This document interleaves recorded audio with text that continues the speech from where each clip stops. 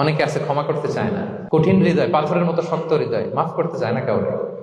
উনি আবার মুনাজাতে বসলে আল্লাহ আল্লাহ আমারে মাফ করো, আল্লাহ আমারে ক্ষমা করো, কাঁদতে কাঁদতে বুক ভাসায়। উনি ক্ষমা চায়, মাগার উনি কাউরে ক্ষমা করেন না। এরকম ডাকাত আছে না নাই?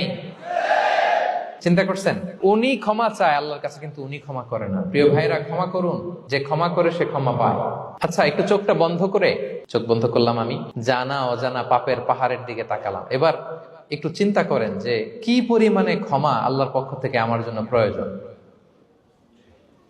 চিন্তা করেছেন? এবার চোখ খুলুন, পাপের পাহাড়ের দিকে একটু তাকান। আপনার আপনার জানা অজানা যে পাপের পাহাড়, তাকান এবং ভাবুন এগুলোর জন্য কি পরিমাণে ক্ষমা আল্লাহর পক্ষ থেকে আপনার দরকার, প্রয়োজন। সেই প্রয়োজনের তাগিদে হলেও ক্ষমা করুন। খেয়াল রাখবেন, যে ক্ষমা করে সে ক্ষমা পায়, যে অন্যকে ক্ষমা করে না সে ক্ষমা পায় না। তাহলে আল্লাহর কাছে ক্ষমা চাওয়ার আগে আপনি আপনার পাশের লোকদেরকে ক্ষমা করবেন। পারা যাবে তো ইনশাআল্লাহ?